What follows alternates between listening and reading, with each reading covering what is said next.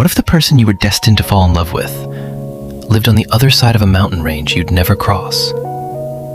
For most of human history, that wasn't a hypothetical. That was Tuesday.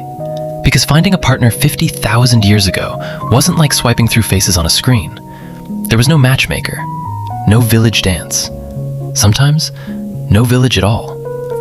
Just a handful of families wandering a landscape the size of a small country, trying to survive long enough to even meet another human being who wasn't their cousin.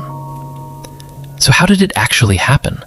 How did two strangers, separated by rivers, predators, and hundreds of miles of untouched wilderness, ever find each other?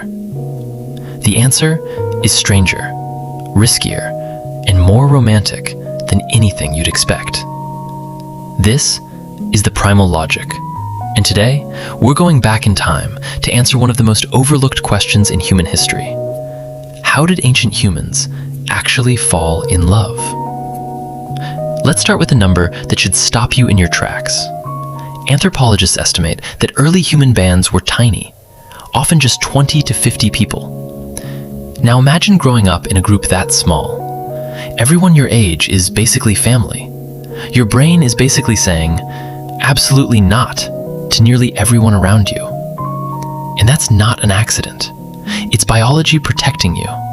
Because inbreeding was a real threat.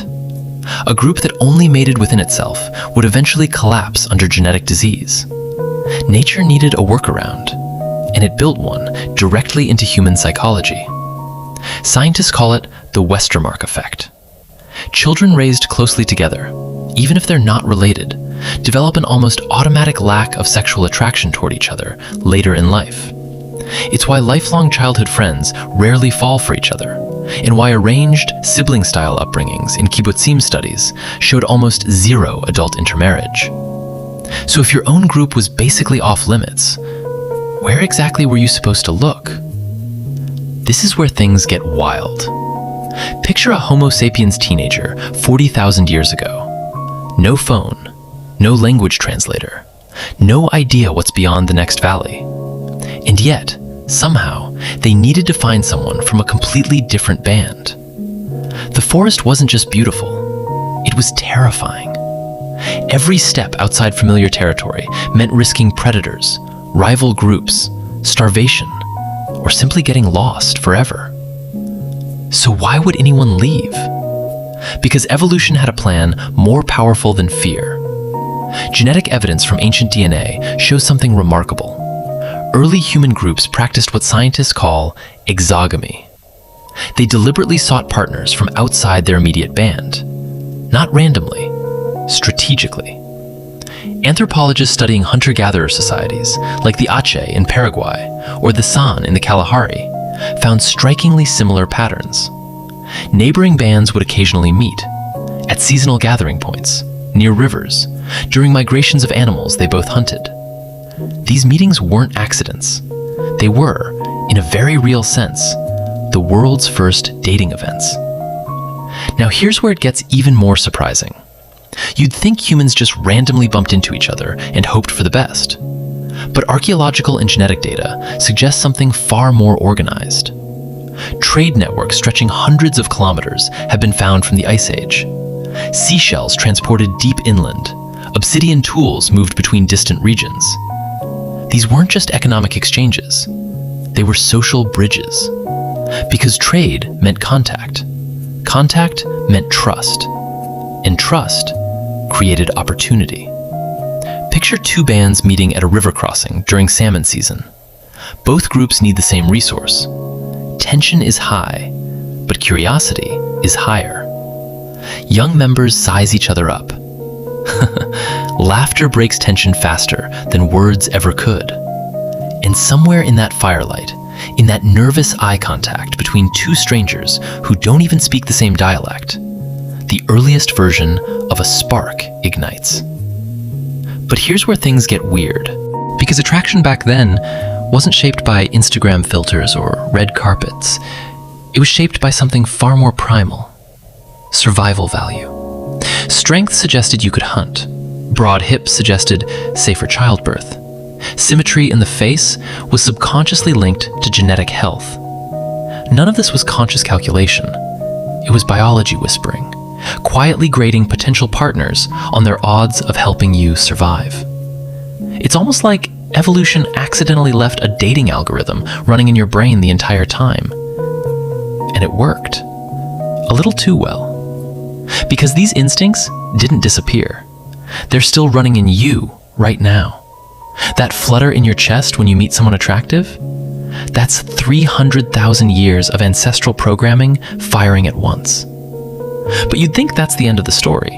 Attraction leads to romance, romance leads to reproduction. Mission complete. Evolution had another plan. Because falling for someone wasn't enough. Ancient humans needed something even rarer. The ability to convince a total stranger's entire family that you were worth trusting. This is where things scientists were completely surprised by begin to unfold.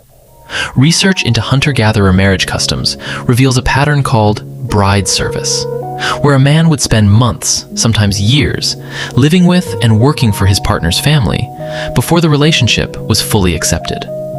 Hunting for them, building shelter, proving reliability. It wasn't romantic sweeping declarations. It was patience, loyalty, demonstrated commitment over time. In other words, the original relationship test was basically a very long, very intense internship. And it makes sense, because in a world without written contracts or safety nets, trust had to be earned physically, through action, not words.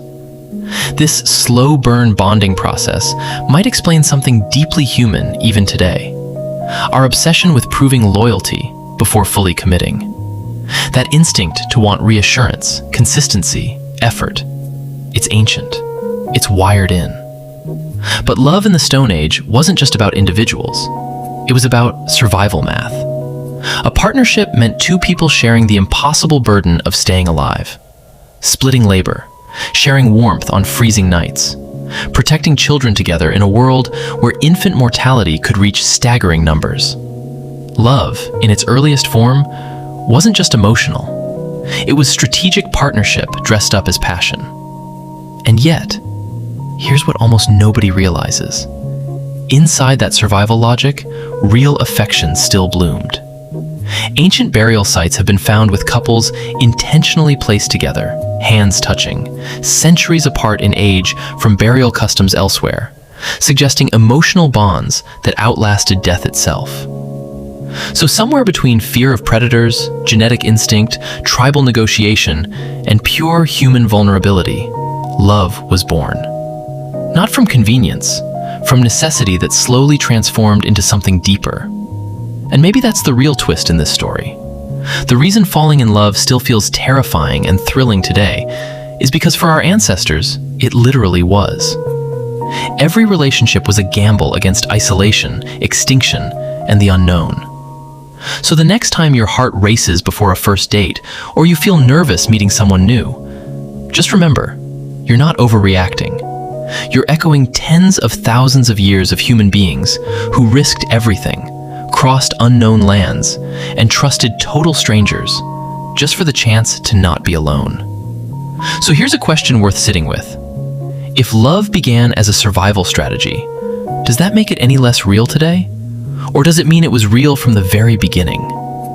If you enjoyed exploring this mystery, subscribe to the Primal Logic for more fascinating stories about humans, nature, science, and the hidden reasons behind the world around us.